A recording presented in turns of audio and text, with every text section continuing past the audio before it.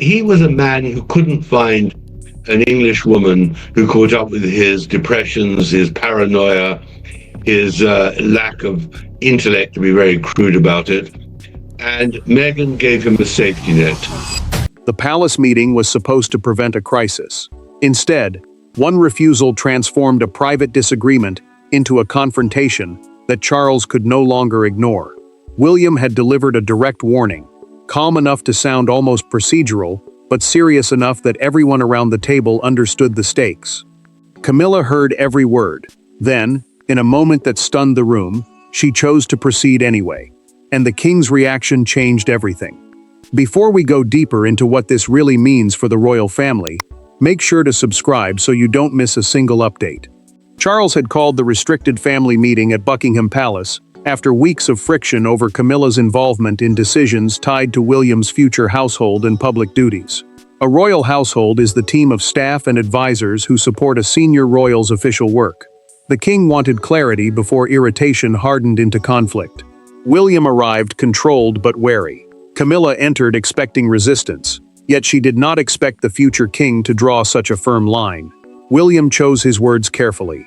He told Camilla not to contact palace staff or change arrangements involving his household without speaking to him first.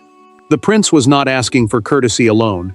He was protecting the chain of responsibility he believed would shape his preparation for the throne. Camilla acknowledged him, but minutes later she turned to an aide and instructed that the disputed arrangement continue. The queen consort had heard the warning and acted against it anyway. William did not shout. He closed the folder before him and told her that she had crossed the exact boundary he had asked her to respect. His restraint chilled the room. Charles tried to intervene, but Camilla dismissed the objection as unnecessary interference. The king pushed his chair back and demanded to know why she had ignored a warning delivered moments earlier. Camilla held her position. She argued that her role beside the monarch gave her legitimate influence over palace operations. William heard something serious, a claim that his authority could be bypassed whenever she believed the wider institution was involved. Charles then learned that his son had been recording incidents, building a chronology of disputed interventions that made this confrontation look less like an accident and more like a pattern. Charles ended the meeting abruptly. He told William to remain while Camilla prepared to leave, and the instructions shifted the balance.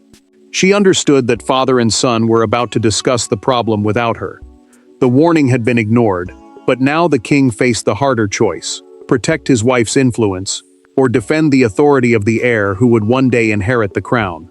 Every royal rupture has a moment that looks insignificant until history turns back toward it. In this story, that moment came after a formal palace reception, when the guests had departed and the public performance was over. William believed one internal decision had already been settled. Camilla believed the matter remained open. What followed was a private exchange so controlled that no one raised their voice, but afterward, neither side viewed the other quite the same way again. William learned the problem only after the Commonwealth reception had ended.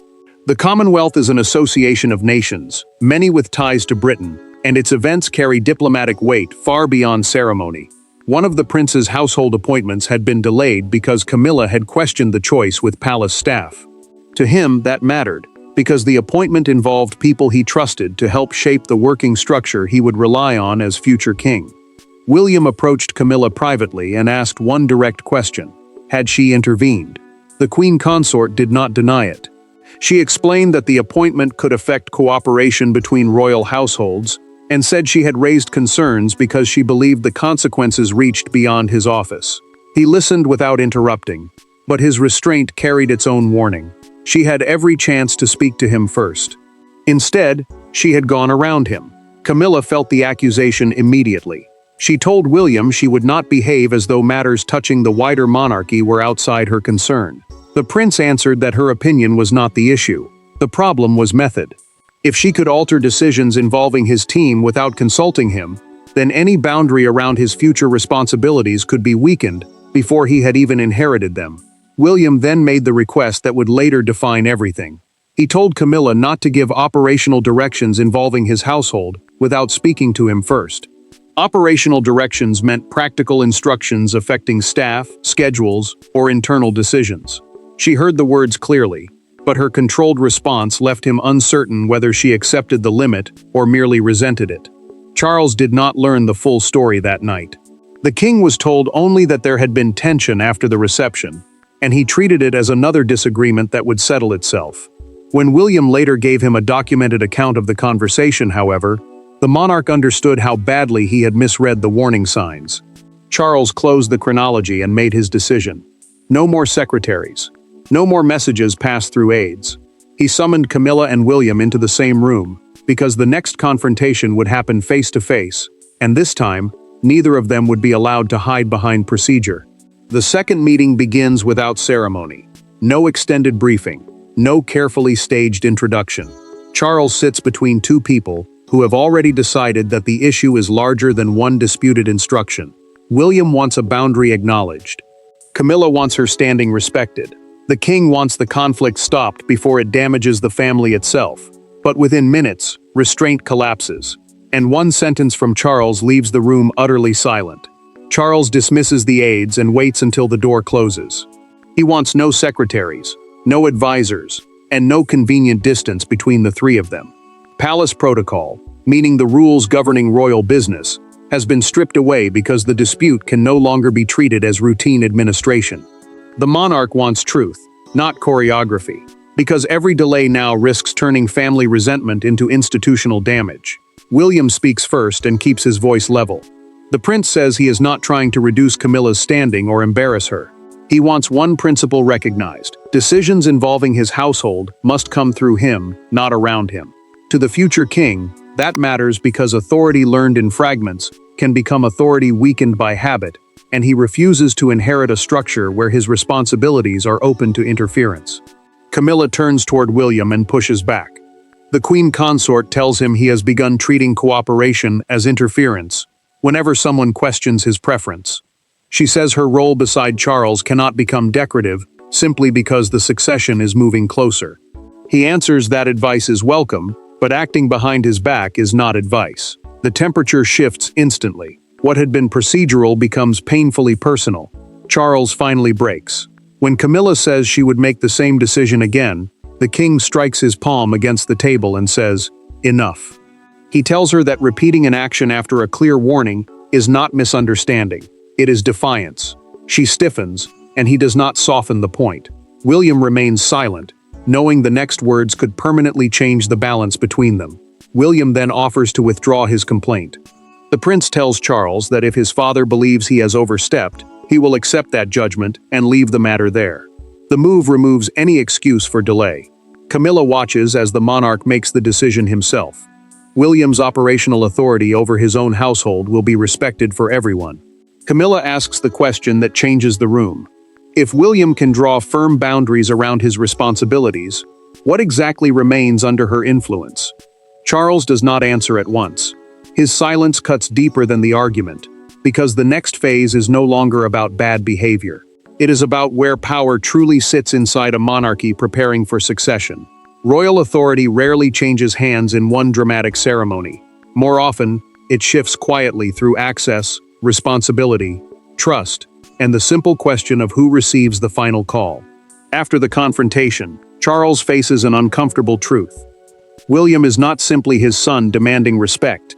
He is the future sovereign preparing an institution he will one day inherit. And Camilla, however central to Charles personally, occupies a fundamentally different place in that future. Charles sits alone with the briefing note and begins crossing out compromises.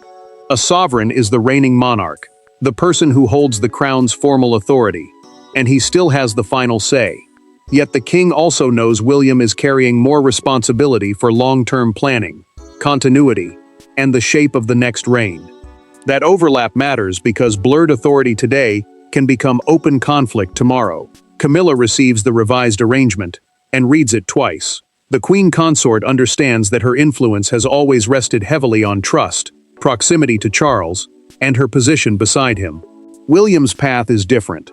The prince is moving toward the center of the institution itself, and that reality makes every argument over staff, schedules, and responsibility feel larger than the immediate dispute. Charles feels the cost of that distinction. He strikes through another proposed compromise, because anything vague enough to spare everyone's feelings would leave the same fault line untouched. The monarch chooses clarity instead. He orders a firmer separation between his own household, Camilla's support structure, and matters controlled by William and Catherine. The Princess of Wales is his wife and senior working partner, sharing many duties tied to their future role. Camilla studies the final wording in silence. Her anger fades into something colder. The realization that Charles has protected the boundary even though doing so reduces the space in which she once acted freely. She is not being punished, but ambiguity has disappeared, and with it some of the informal influence she had taken for granted. William feels no victory. Catherine notices his unease and asks whether the decision has brought relief. The future king tells her he never wanted Charles forced to choose between wife and son. He wanted the rules settled before resentment hardened into something the family could no longer repair. Then the paper becomes reality. Camilla's office sends a scheduled instruction tied to William's household, and it comes back without action. The message is polite but unmistakable. Authorization must now come from his team. For the first time, she sees the palace machinery has adjusted itself around the king's ruling.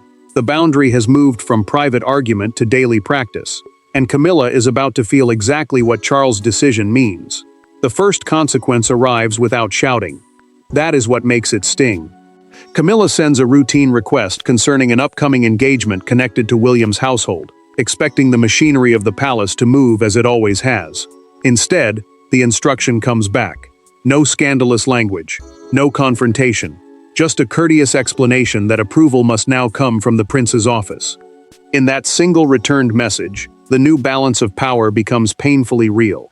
Camilla reads the returned request twice before placing it flat on her desk. The revised protocol, the practical rule telling palace staff which office must approve decisions, is now active, and its meaning is unmistakable. Cross-household matters require authorization from the team directly responsible. The Queen Consort understands why the wording is neutral, but she also knows everyone inside the palace understands what caused it. Courtiers become careful almost overnight. Staff members who once resolved small uncertainties through informal calls now insist on proper channels, because nobody wants to be trapped between Camilla and William again. The silence around those exchanges matters.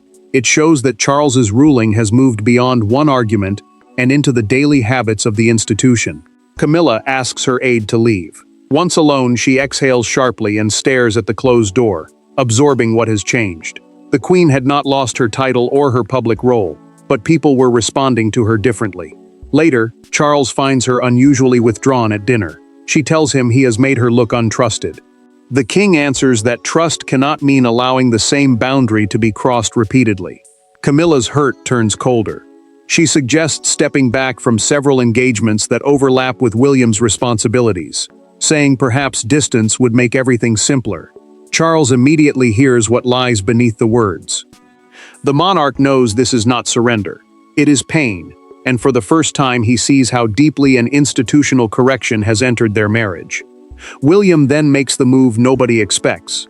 The prince sends a private message asking Camilla to meet him alone, without aides, secretaries, or a formal agenda. He does not frame it as a demand, and he does not mention victory. He asks for a conversation. Camilla hesitates before accepting. She knows the next meeting will leave no Charles between them, no protocol to hide behind, and no staff to absorb the tension. The institution has imposed its solution. Now the human conflict remains, and nothing can resolve it, except a conversation neither William nor Camilla can delegate. And when that door finally closes behind them, both will have to explain not simply what they did, but exactly what they feared losing forever. There is no king in the room this time. No officials. No stacks of briefing papers arranged like barriers. William and Camilla sit opposite each other, knowing that another argument would leave both of them weaker. What follows is not an apology scene, nor a sudden reconciliation. It is something harder, two people finally speaking about the fear beneath the power struggle, and realizing that neither grievance began where the other thought it did.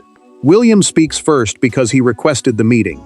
The prince tells Camilla he cannot keep asking Charles to act as referee whenever tension returns. A royal household, meaning the staff and structure that support a senior royal's duties, depends on clear lines of trust. He says the monarchy cannot prepare for the future if private resentment keeps turning ordinary decisions into tests of authority. Camilla listens without interrupting. The queen consort remains guarded, but she lets him finish because this conversation feels different from the others. William is no longer arguing about one appointment or one instruction. He tells her that the structures around Catherine and their children matter to him because they are tied to the next reign, and any interference feels like instability entering the place he is most determined to protect. William then says what he had never explained so plainly. He is not afraid of disagreement. He is afraid of losing control over the people and responsibilities he believes he must keep secure for his wife, his children, and the institution he will inherit. The future king admits that this fear has made him quicker to see intrusion, where Camilla may have believed she was offering involvement. Camilla finally answers with equal honesty. She tells William that exclusion carries its own history, and that after years spent fighting for acceptance, being told where she cannot act feels like being reminded that her place may never be fully secure. The queen says that does not excuse going around him after the reception, and she concedes that the decision made the later confrontation almost inevitable. William does not celebrate the admission. The prince tells her he never asked Charles to erase her influence. He only wants direct conversation before action is taken inside his responsibilities. Camilla agrees. Together they settle on one rule. Overlapping disputes will be handled directly, and personal disagreements will be spoken about face-to-face before anyone else is drawn in. Their understanding arrives just as the private crisis begins escaping palace walls, and that timing could not be worse. Inside, the anger has finally started to cool. Outside, however, the story is becoming something larger. A national argument about Charles, Camilla, William, and the future of the crown. Private royal disputes rarely remain private once the public senses that succession, marriage, and authority have collided. By the following morning, what began as a boundary dispute inside a palace meeting has become a wider argument about loyalty. Was William protecting the future monarchy? Had Charles been forced to choose between his wife and heir? And had Camilla's refusal revealed a deeper struggle over influence that the palace could no longer contain? Charles sees the coverage before breakfast is finished. Newspapers and broadcasters have reduced a painful family dispute to a question of sides, and the king hates how simple it sounds. Succession, meaning the process by which the crown passes to the next monarch, gives the story weight, because William is not merely a son in conflict with his stepmother, he is the man expected to inherit the institution Charles leads. Camilla hears the commentary harsher by the hour. The queen consort watches one segment describe her as defeated, then switches it off before the discussion ends. She is no longer furious. She is exhausted. What began as one ignored warning has become a judgment on her place beside Charles, and she understands that public humiliation can linger long after an internal disagreement is settled. Charles folds a newspaper and tells an aide that the coverage misses the painful truth. Everyone involved still has to work together. The monarch knows a palace cannot survive if every correction becomes a permanent camp. Officials therefore keep the response disciplined, saying only that royal households maintain defined responsibilities. A royal household is the staff and structure supporting a senior royal's official work, and the explanation only makes the silence around the private confrontation feel louder. Outside Buckingham Palace, the story becomes impossible to contain. A crowd gathers near the gates while television crews broadcast live, and one fictional newspaper displayed nearby carries the banner headline, "The King draws the line." The phrase spreads because it turns an unseen argument into a national symbol of present power confronting future power. William refuses to feed the spectacle. The prince's office releases no triumphant statement, no hint of victory, and that restraint begins changing the tone. He wants the revised arrangement understood as governance, not conquest, because humiliating Camilla publicly would only reopen what they had begun to repair privately. Charles decides words are no longer enough. The king concludes that only a family appearance can show two truths at once. The institutional boundary is final, and the relationship has survived. The monarchy cannot erase what happened publicly, but the monarch can decide what it means, and his next move will determine whether this crisis becomes a fracture or a correction. The real significance of the confrontation was never whether Camilla won or William won.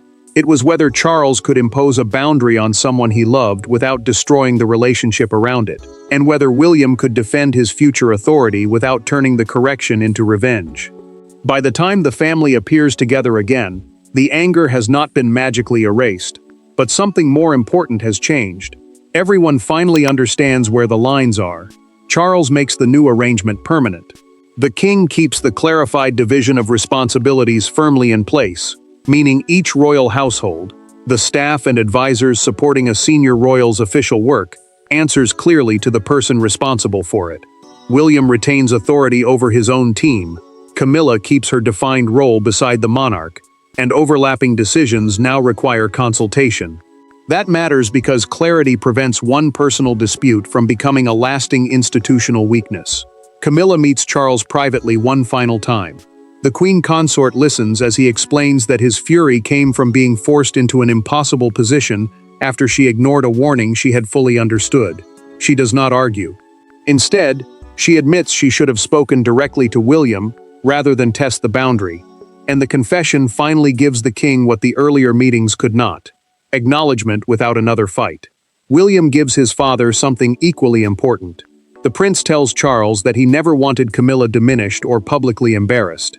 He wanted certainty around the responsibilities he carries toward Catherine, their children, and the future reign he is preparing to inherit.